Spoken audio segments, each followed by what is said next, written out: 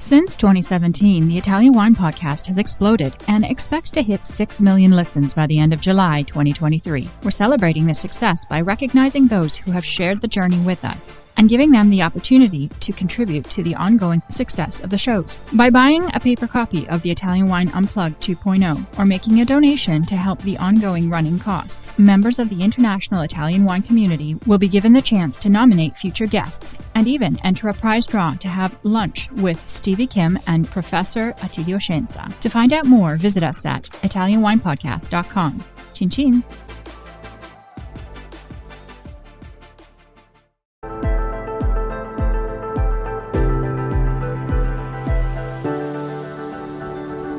Welcome to the Italian Wine Podcast. I'm Cynthia Chaplin, and this is Voices. Every Wednesday, I will be sharing conversations with international wine industry professionals, discussing issues in diversity, equity, and inclusion through their personal experiences working in the field of wine. If you enjoy the show, please subscribe and rate our show wherever you get your pods. Hello, and welcome to Voices. This is Cynthia Chaplin, and today I'm delighted to have Carla Capalbo with me on Voices. Carla is an award-winning food, wine, and travel writer, having written 13 books about food and wine. And her most recent book is about the wines of Georgia, which won the Guild of Food Writers Food and Travel Award. Her work spans over 25 years and stands out for its distinctive flair and personal voice. She's based in London, but she travels as often as possible and has done for decades. So I'm very interested to get into this conversation. Thanks for coming, Carla. Well, it's lovely to be here. Thanks for having me. You have the most fascinating and diverse background. You were born in New York to a theatrical family, and you grew up in London and Paris, and then you lived in Italy for over 20 years. Your degree is in art history. So let's just talk about, how did you get into food and wine? How did this happen? It sounds like your sort of formative years were very eclectic. So what brought you to food and wine as a career? Well, it's true. I lived a pretty mid-Atlantic experience until, I was in my teens. I moved to London when I was 9, and I'd already lived in Paris before that, but born in New York City, one of the few, I guess, who really is. And the art history degree led me to become a sculptor for a long time. And then I kind of got fed up with trying to make sculpture in England in freezing cold studio conditions and moved back to New York for 6 years. And I became a food stylist there and prop stylist. And so that kind of got me back into the food world. And little by little, I became more interested in writing about not only food, but also design. And then I fell in love with an Italian man in... Oh, it happens. It happens. It happens. A wonderful designer in Milan. And so on the kind of mad impulse, really, because my Italian was pretty sketchy and he had no English whatsoever, I moved to Milan and worked with him for a few years, painting things and making amazing sculptures and things with him. And then I really decided that actually I didn't want to be in Italy and just stay in one tiny place, but I wanted to travel. Some travel books had started coming out, like Henrietta Green's Food Lover's Companion to Great Britain had just come out. And I remember talking to her and saying, I'd love to do something like that in Italy, but, Italy is just too big. There's no way it would fill an encyclopedia to chronicle all the things that are happening in Italy. And she said, well, what about Tuscany? That's where everybody goes. And so indeed, I wrote the first of these big travel books that I've written about my adventures traveling around Tuscany and writing about over 600 people in Tuscany, all of whom I visited. Wow, that's incredible. It's funny when you think Tuscany is a pretty small place. Italy itself is smaller than the state of California. So when you narrow it down to Tuscany, that becomes a much smaller place. I think people forget that. So 600 experiences with people in Tuscany, enough to fill books. Tuscany is one of those places. And you were mentioning to me, you've had some pretty crazy travel experiences throughout this career, working your way around the country, not just Tuscany, but all around the country, and figuring out how to barter and make things work for you. Tell us a little bit about how you sort of grew your love for writing and food and being in Italy into what became a really substantial career.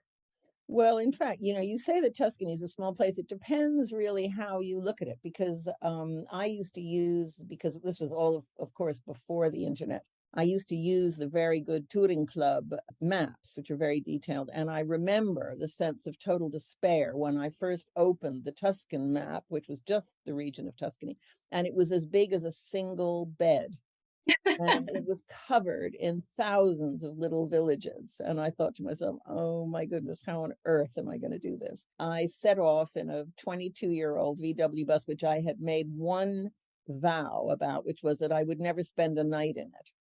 I had many naps lying across the back seat because I just fit head to toe in that. But I decided I just wasn't going to be risking, sleeping in the bus as well. That was just one step too many. So on the other hand, I had very, very little money. I was really amazed by how many people were open to me and to my project. That I didn't have a big book to show at that time, as I do now, many. But even so, I would go, I was very worried about how I was going to eat. I didn't have money to go sleep ever in a hotel.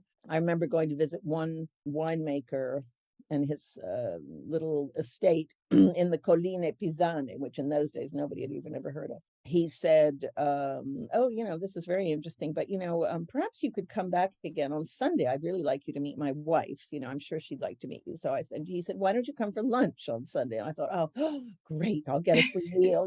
On Sunday, we had a lovely lunch, and the two of them went off into another room for a few minutes and came back and said, well, we have a room upstairs at the top of the house. Now, there's no heating up there. And indeed, it was winter. He said, but, would you like to just live there for a few months while you write your book? So I agreed that it would be really wonderful if I could. Also, it was an area that I needed to explore.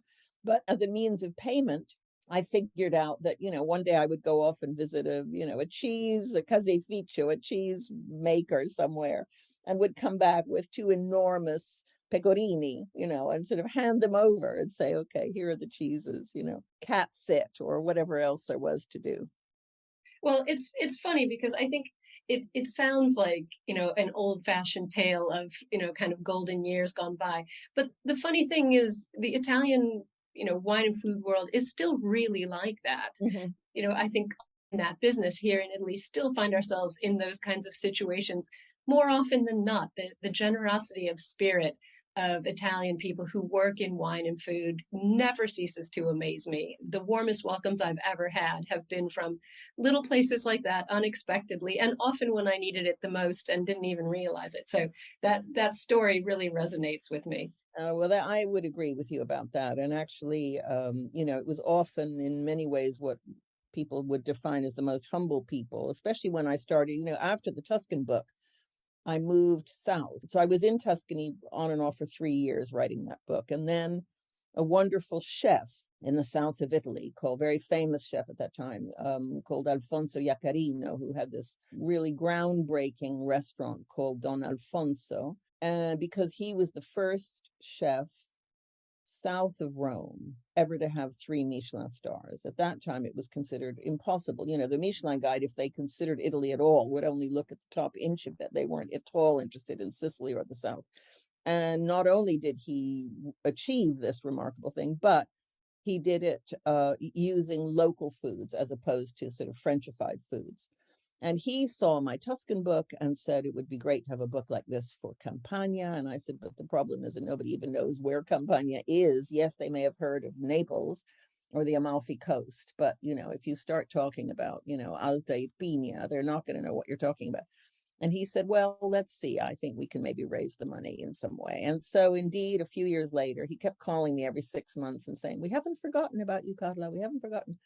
And eventually it was possible to write this book. And I moved down to the south, again, another big single bed's worth of little villages.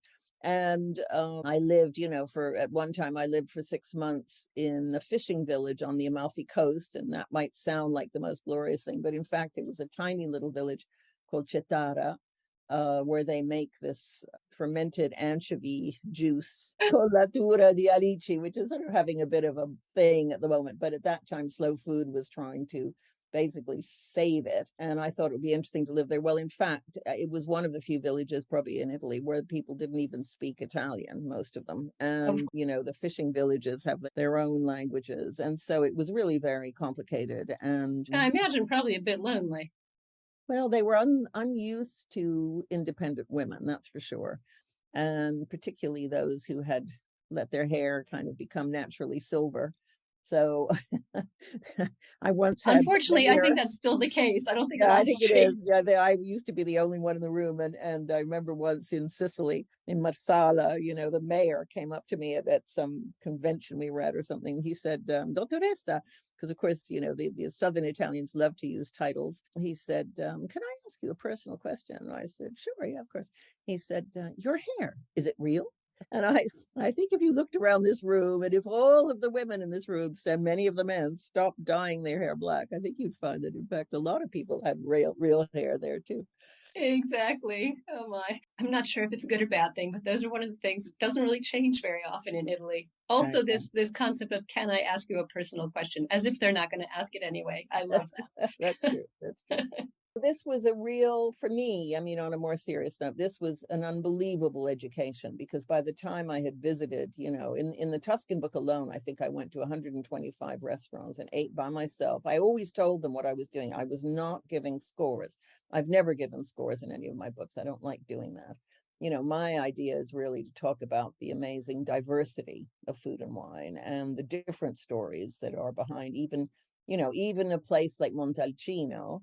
You'd think that that would kind of unify the attitudes or the ideas of the people who make wine there. But in fact, every single one of them is completely different. And even though I wasn't at that time a wine expert in any way, and people even suggested that I hire an, a wine expert to do the wine part of my book. And I kept thinking, I don't think that's a good idea because then it won't be my book anymore. Quite right. I found a way, I was very anxious initially about wine, terrifically anxious. I thought because, there are people who can distinguish, any wine down to its vineyard. And I knew that wasn't going to be my ability. On the other hand, I'm very interested in what makes people tick and what makes people choose living in the countryside to grow a food or grow wine or vines, and then the attitude to the soil and the attitude to how they're going to work in the cellar. And I began to realize that there was just millions of different stories that could be told. So, my books really take more that kind of approach, but they also always were written with the idea that I was sort of making a path that then could be followed by other people. And I have if you like, the luxury or the ability to speak Italian or French. And it means that I can really go into depth talking to these people in a way that someone who perhaps followed me, but didn't speak good Italian wouldn't be able to do. So it was sort of trying to really get down to the sort of the deeper reasons that people do these things. It is interesting how even now the ability to speak French and Italian can be so important because there are still in Italy a lot of people who do not speak English or any other language. It is an entry to be able to even speak Italian badly. In France, they don't like it if you speak French badly, but in Italy they don't mind as long as you're trying. And I think that does open doors to a lot of secrets and stories and things that you wouldn't hear otherwise. So I think there's still so much to learn about the storytelling aspect of Italian wine and food because so many of the people, unlike you, who've been telling that story in the past don't speak Italian, and so never really got to the heart of some of these really down home things where you must be able to communicate in Italian. So I think that was probably invaluable to what you were doing. I think that's true. And then I think the other thing that was unusual about the way I was working was that I really didn't have a schedule or a program or anything. I just kind of went with the flow of things. And so if someone said to me, would you be able to stay with us for 3 days while we go off hunting for something or other? I could sort of say yes. I just took the time I needed really. And equally I lived, so after when I was writing the Campania book, after living for those 6 rather difficult months on the Amalfi Coast, which is the world's most beautiful place. However, if you have to navigate it day in and day out, going, and 20 minutes along those curvy roads just to get out of it and then get into the rest of the country, it became quite complicated. But after that, I moved up into the mountains in the province of Avellino, where, that which was one of the, if I think possibly the first province to have 3 DOCG wines, which is something that, up north, they always forget how rich the South is in diversity and history as well. And I ended up living in a little tiny village at 913 meters above the sea level in Alta Irpinia, where, the locals, many of them were still living off chestnuts. I mean, not only eating chestnuts, but I mean, their living was made by growing chestnuts. So I've talked a lot in my books about the rural economy and the rural way of life, because I'm fascinated by that. Did you know that this is back to Tuscany, but I think it was the winter of 1944, happened to be a very, very big bumper crop of chestnuts. And that enabled the people who were living up in the Garfagnana, which was right on, those are the hills that come down from northern Italy they sort of run across almost like a 7. The Apennines, and the people who were living up in these upper villages were stuck up there because the Germans, the occupying Germans, were down in the valley and wouldn't let the people come down.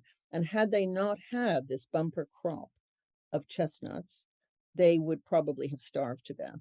And I remember when I was up talking, visiting them when I was writing about the Garfagnana, I was all excited, about the pasta made from the smoked chestnuts, and saying to the woman I was staying with, oh, this just, the pasta is so delicious. And she looked at me and she said, since that winter, I've never eaten a chestnut again. And I do think, in our modern world, the telling of these stories is so important. We, as you said, now we have the internet and all these things, but that oral telling of these stories, and then of course writing them down as people like yourself do, is really important to keeping that culture and that history living and breathing. Not just something that's in the distant past, but actually something that's really not that far back in time. I agree. And my books also always had maps, which I would do myself because I was able then to sort of pick out, the towns that I was interested in people going to, where I had actually visited somebody.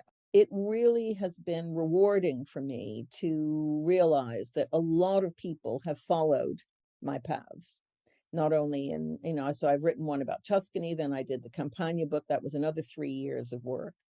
At which point I said, basta, I can't do another one of these books. It's just too much. And there's this horrible, the closer you get to finishing the book, the more anxious I used to become, because it's the only time I've ever worried about death. I used to think, oh my God, if I die, who would finish this for me? Who else would know how all the pieces of the mosaic fit together? A sense of sort of relief the day that I finally could send the whole thing off to my publisher. I thought, okay, well, it doesn't matter what happens to me now because the book is finished. Of course, editing and all the other things. But after that, I went and lived in France for a bit. And then I came back to Italy because I was asked to write a book about a tiny little winemaking region in the very northeast of Italy in Friuli called the Collio. And the Collio has a particular terroir and is thought, primarily to be of interest for white wines. However, I discovered that it really was broader than that. And it was in the Collio that I met the extraordinary winemaker Josko Gravner. Now, he's very, very famous in Italy and beyond. He's one of the sort of fathers of the natural wine movement, because he was the first non-Georgian and to decide to revolutionize really his own wine and the Italian wine world by throwing away his wood barrels and bringing in these huge clay pots from the country of Georgia called quevri. And the quevri, they are buried in the ground. They're a winemaking tool, unlike what the Italians would call amphorae. The amphora was really designed very early on by the Greeks and Romans as a transportation method for wine. That you often see those ones with the very pointy bottoms that were loaded onto boats or ships in those days. Well, the Georgian quevri, which can be big enough for a slim-hipped man to get down inside to clean, big, were always conceived as something to be buried. And in fact, they're buried up to their necks. So the first time you ever go into a wine cellar where they're using quevri instead of barrels or tanks, it's quite shocking because we're used to, walking into a room that's usually quite sort of cluttered with those big objects. And instead, you walk into what seems like an empty room, and then you look at the ground, and there are just these circles, which are in fact the necks poking up of these big vessels that are buried underneath, and the wine is in them. But what so impressed me when I first walked into Josko Gravner's cellar was that I could feel the energy from the wine it wasn't an empty space. No, that's such a good description, Carla. That really is. I've been there too, and you are speaking to the right audience here, because a lot of our listeners are what we fondly call wine geeks and wine nerds, and many of us are part of the Vinitaly International Academy and very much down the rabbit hole of these sorts of winemaking techniques and the people who have brought them to Italy, as Josko Gravner did, and his daughter is carrying on, I'm happy to say. But your description of it for someone who hasn't been or hasn't stood in that room is exactly right. When you're not met visually with a barrel or a tank, and instead, sort of circular, open, often discs on the floor where the wine's beneath your feet, it is interesting sensation to feel the vibration of the wine in the room. As you said, it's not an empty space at all. That's a wonderful description. Oh, well, thanks. Yes. Well, and the other thing, if you've been to Josko's, then you'll also have seen that in his vineyards, he has a few of the Qvevri that didn't make the journey, basically, because one little crack and then you lose your wine and that's the end of it. So he just used them almost like giant sculptures and put them out into the vineyards. And when I first saw them, I just was so knocked out by them. They were just such beautiful objects. Anyway, this planted a seed in me that then took a few years to grow, but I by then had sort of moved back to London, and I finished my book about the Collio. I should just keep in order here, and I spent basically a year living there. And the Collio is tiny; it's about the size of a single bed. I mean, it's not, there aren't hundreds of thousands of villages there. I mean, it has a certain complexity, but it's pretty small. But still, I spent almost a year living there and really found it fascinating and became very interested in the sort of Slovenian side of things as well, because, the bigger part of the Collio is actually in Slovenia, although my book was just about the Italian side. Anyway, that book won the André Simon Award for the best wine book, which was staggering to me because, I was up against two giant books about Bordeaux and Champagne, and my little book on the Collio, but still it was because nobody had ever really explored it before in quite this way. Anyway, I ended up back in London. I'm good friends with the people who started Les Caves de Pirène, who have been absolutely transformational in terms of the natural wine. I was talking one day to Eric Nario, who was the person who really started it and whose palette defines so much of it. And I said, I vowed when I was in Josko's cellars that I would one day go to Georgia because I really want to see the kind of origins of all that. And I said, so, and I knew that he was the first person to import some of these natural wines from Georgia, Qvevri wines. I said, if ever they're in town, will you call me and I'll come and meet them. I'd love to do that. And, the wonderful thing is he remembered. And 2 months later, he called me up one day and said, listen, I've got the Georgians coming. Why don't you come over? We're having a big dinner. And I arrived at this dinner. I sense a theme of free dinners here, Carla. Well, that's good. It's also good. Yes. And there they were, including a wonderful monk from Alaverdi Monastery in his full black robes, and John Werdeman, who many of you may know is a remarkable character. John already knew my books and we became, firm friends. John, for those of you who don't know, is an American a lifetime vegetarian he's a painter and lived in Russia for a long time. Are you enjoying this podcast? Don't forget to visit our YouTube channel, Mama Jumbo Shrimp, for fascinating videos covering Stevie Kim and her travels across Italy and beyond, meeting winemakers, eating local foods, and taking in the scenery. Now, back to the show. Studying painting there and then moved to Georgia. So he's been in Georgia for, decades really, and is the co-owner of Pheasant's Tears. and many other things, restaurants and all sorts of other projects. But that's the sort of biggest link, I guess, people might have heard of. Anyway, and I said to John, I'm really very interested in Georgia. And also, my mother had been a dancer with George Balanchine in the New York City Ballet Company right at the beginning of its founding. And Balanchine always declared himself as Georgian, not Russian, absolutely not Russian. So he was really the first Georgian I ever met, which is pretty remarkable. When you tell that to the Georgians, they practically, get down on their knees and kiss my feet. It's ridiculous, it's nothing to do with me. But he was, probably the most famous son of that extraordinary country. And a genius. Anyway, so he remembered and he invited me to what was then the second International Qvevri Symposium. And I think that was in 2013 or thereabouts. I can't quite remember now.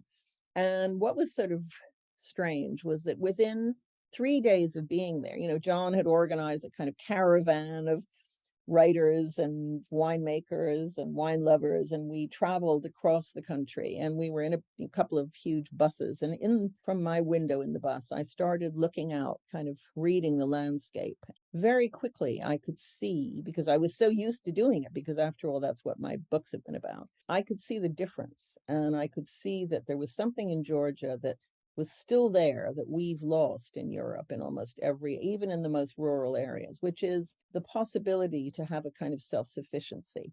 I don't want to over romanticize this, because I know how hard a life it is. And I know also that these were often people who were living without any cash at all. But the bounty of their, the generosity of their land, they had just enough, a few pigs, a few chickens, a few cows, all of which were free, because that's one of the great things about the country of Georgia, is that most of the animals are not in cages or prisons, and they know exactly where they live. They let them out first thing in the morning, and off they wander down the little country roads, and then at about 6 p.m. you see them all turn around and start heading back. They know exactly where they live and where they're going to be for the night to be safe, I guess, from the wolves or the cars or whatever. And so, and equally, I'm a food writer, and so the food was just extraordinary, and the things that they're growing, but also the fermented foods. And it was really kind of extraordinary. And I said to John, I'm going to go to that bookstore. There's one English language bookstore in Tbilisi, and I'm going to go, get some books. And I went in there and I was just so disappointed. There really wasn't anything worth buying. If there was anything in English, it was poorly translated, as is often the case even with Italy. They just sort of not anything that we would find accessible. And so the next day I said to John, John, this is kind of crazy, but I know I've only been here for 4 days, but I feel a book coming on. And he sort of laughed. And instead of saying, you're nuts, you've only been here for 4 days, you don't speak a word of Georgian, he said, oh, that's interesting. I really like your books. And I said, oh, but wait a minute, how could I ever do it? I couldn't be independent the way I am in Italy. I need to be able to drive my own car and, go everywhere myself. And he said, well, you wouldn't be able to do that here, but we would put somebody with you and help you, someone who could translate and drive. He said, I don't think you'd want to be driving here anyway by yourself. He said, I love your books. If you want to do it, we'll help you. So another 3 years. And I actually am so proud of the book I've written about Georgia. It's called Tasting Georgia. More awards as well. Won a lot of awards, yeah. You did. But more than that, I think what matters to me is that the Georgians are so proud of it. I have to say that the Italians, it's tricky in Italy. They, on the one hand, can be warm and generous, but they also have a kind of attitude like, well, okay, if you've enjoyed it, that's great, but we're here anyway. We don't really need you. And I think that possibly is wrong, but that's quite often the way some people feel there. Whereas sad but true. That was not the case in Georgia. Even anybody, if you tell a taxi driver that I've written about Georgia, he will turn around and thank me for having done it, because thank you for loving our country. That's the attitude. And it's not that I need the thanks. It's just that it's awfully nice to work somewhere where you're really, where your work makes a difference and is appreciated. I think that's a human need. If you're working hard on something, which you clearly are, putting years of your life into this, to be appreciated is really, it's important, and it helps spur you on. And I know you've gone on to a series of smaller books on Georgian themes. What's this project about? So what I realized was, I should just say that for those who don't know, the book Tasting Georgia is almost 500 pages long. In a nutshell, it weighs 2 kilos. It also has, I'm also a photographer, so it has, my rather personal photographs of all of these amazing people and the landscapes and so on that I came across. I had not set out to write a recipe book, because I always think that recipe books should just be on their own individual things and not be kind of confused with travel books. On the other hand, I did realize that as I traveled, first of all, I came across some unbelievable recipes, but also I thought, well, actually, Georgia just isn't as well known as Italy, where we have hundreds of cookbooks already. So in fact, I have sort of peppered this book with 70 recipes, and they're really good too. They work really well. And I feel a trip to Amazon coming on. or somewhere else. It was really, again, an incredibly steep learning curve for me, because I really needed to familiarize myself with the history of Georgia and everything that the country has gone through, of its many, many, many, many, not only decades, but centuries of occupation by different cultures. And, if there's a parallel in my mind, but not only in my mind, I would make it with Sicily, because I always think of these two places as being the kind of most desirable. You think about Sicily, it was like the most beautiful thing in the Mediterranean that every culture wanted to possess effectively. And they did, and you could just list through all the Bourbons, the Moors, the Greeks, the Roman. I mean, everybody went to Sicily and took it over. And the same is true of Georgia. The Persians, the Mongols were there, the Byzantines, you name it, the Russians, of course, and then the Soviet chapter. So I felt like I really needed to understand that in order to also understand what kept Georgia so Georgian. And I think even through the whole terrible chapter of the Soviet period, they had their own language. And, I'm a pretty good linguist. Georgian is very, very difficult language. Not only I was going to say, you're such a communicator. It must have been so difficult to be in a country where you couldn't initially communicate. Yeah. And I mean, I've learned a little bit of Georgian, but in order to really be able to speak to people in the countryside, you need to be pretty much fluent in any language. It's not just Georgian. So even though I can kind of, get the ebb and flow of it a bit now, the point that I was making is that because they have their own unique language with its own unique alphabet, it's nothing to do with Cyrillic. That was always something that kept them apart from the Russians and the sort of Soviet occupiers, if you like. Of course, the Soviet attitude was that they should be discouraged from learning or speaking Georgian, and a lot of the cultural things were, they tried to suppress, as is their wont. But they didn't manage. And through song, through dance, through food, and especially through wine, and the role of the incredible toastmaster, the tamada, who apparently during the Soviet, they're often poets, these men, or usually they were men, and they were able to send almost, secret little messages through their choice of language in these toasts at a time when everybody was spying and, trying to catch people who were in any way subversive. So, there's a very interesting story even in all of that. But if we feel that, in particular, maybe the south of Italy, the generosity is something that's always talked about. It doesn't come close to the Georgians. They just are the most incredibly hospitable people. And for them, one of the most interesting things to me was that their idea about life is that the table, your dinner table is never complete unless there is a guest at it. The guest is never the add-on.